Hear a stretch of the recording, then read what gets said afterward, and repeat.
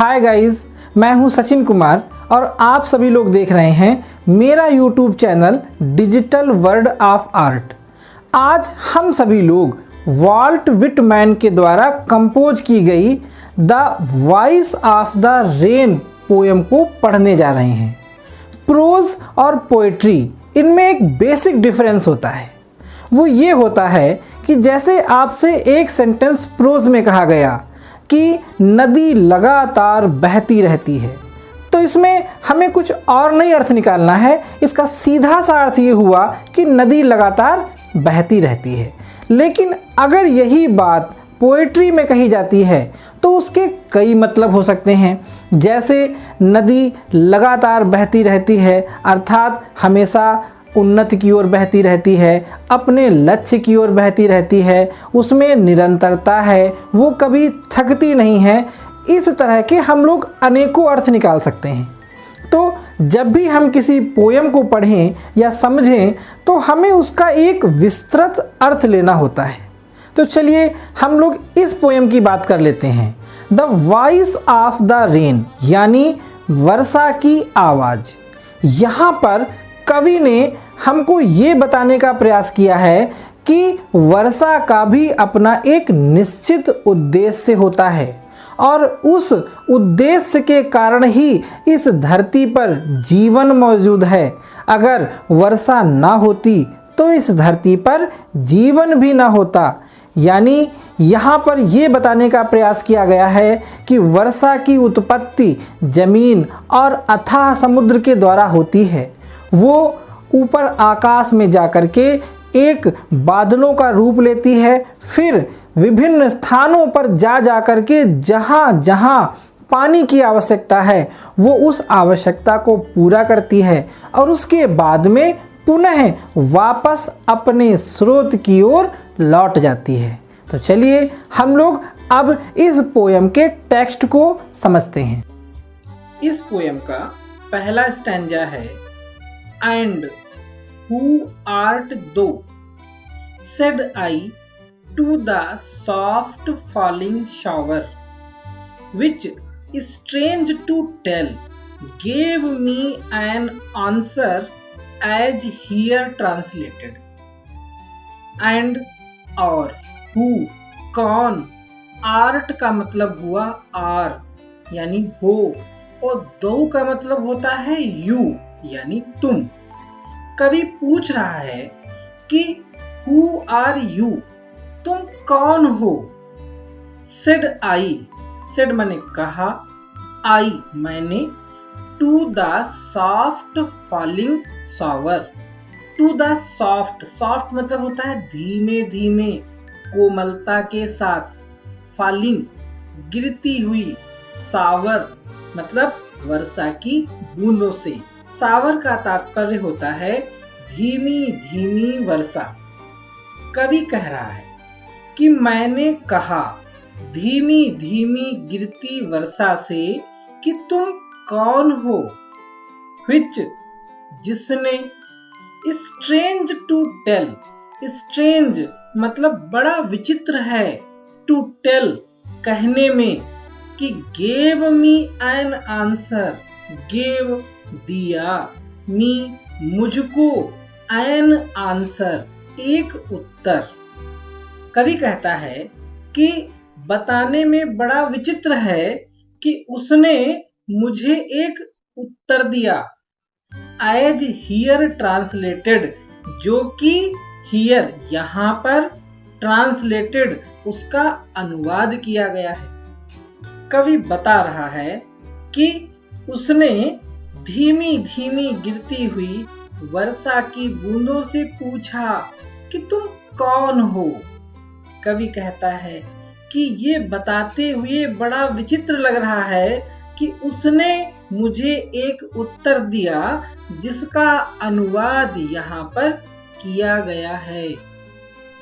Second stanza है, I am the poem of earth, said the voice of the rain, eternal I rise impalpable out of the land and the bottomless sea, upward to heaven, whence vaguely formed, altogether changed, and yet the same.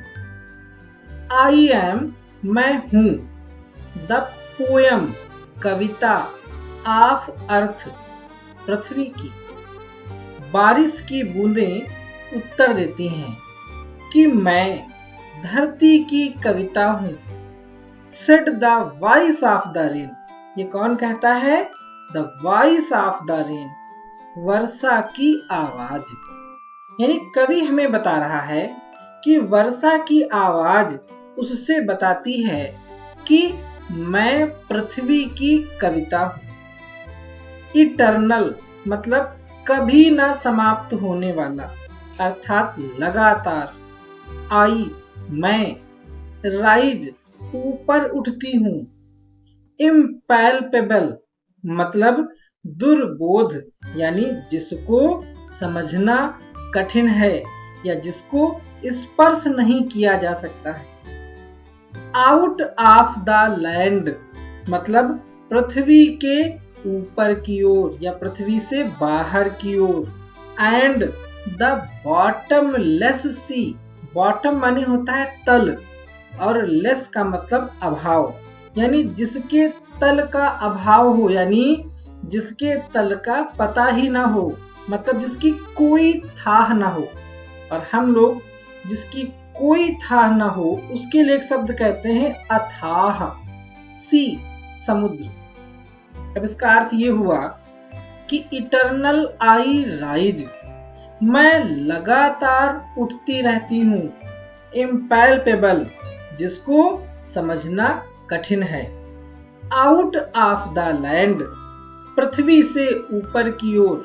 And the bottomless सी और अथाह समुद्र से ऊपर की ओर, यानी मैं लगातार पृथ्वी और अथाह समुद्र के बाहर की ओर उठती रहती हूँ, जिसको समझ पाना बहुत कठिन है। अपवार्ड ऊपर की ओर, टू हेवन। पोएम में हेवन का अर्थ होता है स्काई मतलब आकाश, यानी मैं ऊपर आकाश की ओर उठती हूँ। व्हेंस जहां, वैगुअली फॉर्म्ड, वैगुअली का मतलब होता है धुंधला सा, फॉर्म्ड मतलब आकार ले लेती हूँ। मैं ऊपर आकाश की ओर उठती हुई जाती हूँ जहां पर मैं एक धुंधला आकार ले लेती हूँ। अल टुगेदर चेंज्ड, मेरा रूप पूरी तरह से, अल टुगेदर का अर्थ हुआ पूरी तरह से, चेंज्ड बदल जाता है, यानी मैं धुंधला आकार लेकर के पूरी तरह से बदल जाती हूँ। एंड येट द सेम, और येट मतलब फिर भी, द सेम वैसी ही रहती हूँ, अर्थात जो मेरा स्वभाव है वो नहीं बदलता है। इस स्टैंजा के माध्यम से कवि हमें वर्षा की आवाज के द्वारा जो जवाब दिया गया है वो हमें बता रहा है। कवि कहता है कि वर्षा की बूंदों ने उससे कहा कि मैं धरती की कविता हूँ, मैं लगातार धरती और अथाह समुद्र में से ऊपर की ओर उठती रहती हूँ, जिसको समझ पाना कठिन है। मैं ऊपर आकाश की ओर जाती हूँ जहां पर एक धुंधला सा आकार लेकर पूरी तरह से बदल जाती हूँ, फिर भी मैं वैसी ही रहती हूँ जैसी मैं पहले थी, अर्थात मेरा जो वास्तविक स्वरूप है वो नहीं बदलता है। थर्ड स्टैंजा के माध्यम से वर्षा की बूंदें हमें पृथ्वी पर अपने उद्देश्य के बारे में बताती हैं। वर्षा की बूंदें कहती हैं कि आई डिसेंड टू लेव the droughts, atomise dust layers of the globe and all that in them. Without me were seeds only, latent, unborn, and forever. By day and night I give back life to my own origin and make pure and beautify it. वर्षा की बूंदें कहती हैं कि आई मैं, descend नीचे आती हूँ, to lave लेव का मतलब धोने के लिए या नहलाने के लिए, द ड्रॉट्स माने सूखी या प्यासी, एटॉमीज माने होता है कणों को, डस्ट लेयर्स डस्ट अर्थात धूल की, लेयर्स परतों को, ऑफ द ग्लोब मतलब पृथ्वी। वर्षा की बूंदें कहती हैं कि मैं नीचे आती हूँ नहलाने के लिए सूखे कणों को और धूल की परतों को पृथ्वी की, यानी मैं नीचे पृथ्वी की धूल की परतों और सूखे कणों को नहलाने के लिए आती हूँ।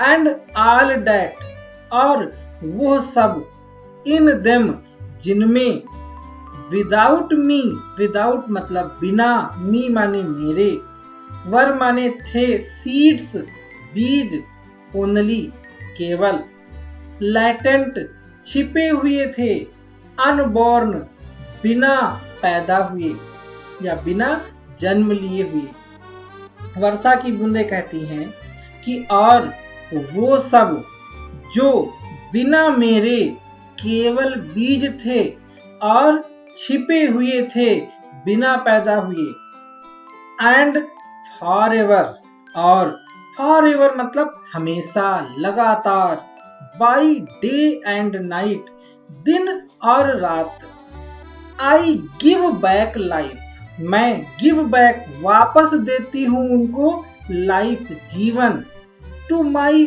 ओन ऑरिजिन टू माई मेरे ओन खुद के, ऑरिजिन माने स्रोत को।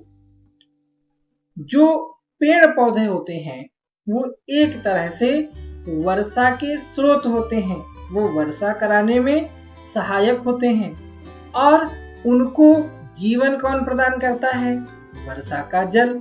इसलिए यहाँ पर ये कहा गया है कि मैं हमेशा दिन रात वापस जीवन प्रदान करती हूँ अपने खुद के स्रोत को। And make pure and beautify it और मेक माने बनाती हूँ, प्योर शुद्ध, एंड ब्यूटीफाई और सुंदर, इट इसको।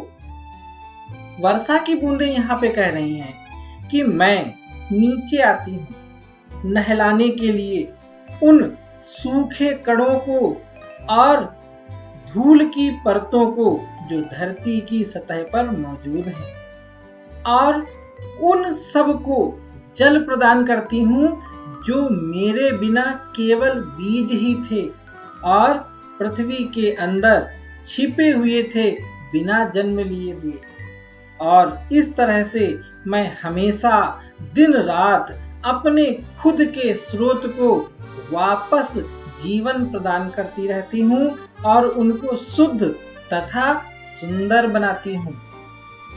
पोएम के अंतिम स्टैंजा में वर्षा की तुलना एक गीत से की गई है और उन दोनों के कॉमन पर्पज के बारे में यहाँ पे बताया गया है। स्टैंजा में कहा गया कि for song issuing from its birthplace after fulfillment, wandering, wrecked or unwrecked, duly with love returns.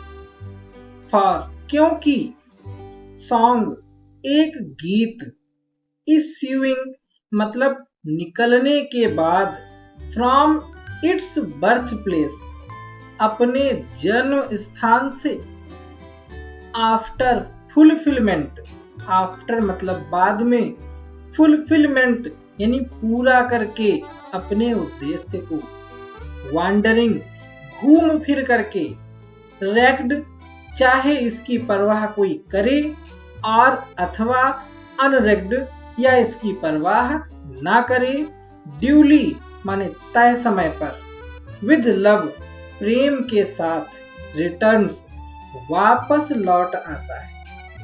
यहाँ पे कवि हमको ये बताने का प्रयास कर रहा है कि ठीक उसी प्रकार से जैसे एक गीत वो जब अपने जन्म स्थान से निकलता है तो वो अपने उद्देश्य को पूरा करने के बाद इधर उधर घूम फिर करके भले ही कोई उसकी परवाह करे या ना करे एक निश्चित समय पर प्रेम के साथ अपने जन्म स्थान पर वापस लौट आता है।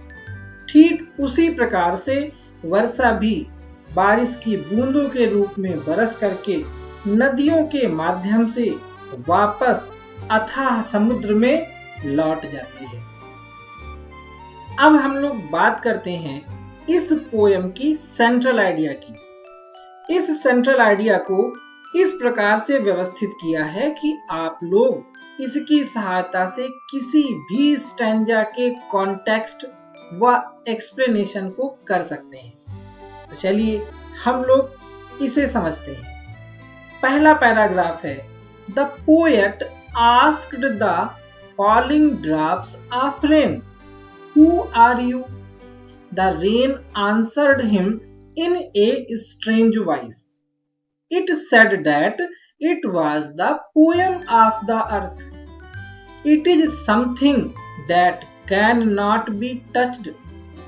It is born from the land and the deep sea. It raises upwards the sky. There it gets a different form and its shape is changed, yet it remains the same. The poet asked, कवि ने पूछा, the falling drops of rain, गिरती हुई बूंदों से of rain, वर्षा की, who are you, तुम कौन हो? The rain answered him, वर्षा ने उत्तर दिया उनको in a strange voice, एक विचित्र आवाज में। It said, इसने कहा, that it was the poem of the earth, कि ये पृथ्वी की कविता है। It is something, ये कुछ ऐसी है, that cannot be touched, जिसको कोई छू नहीं सकता है।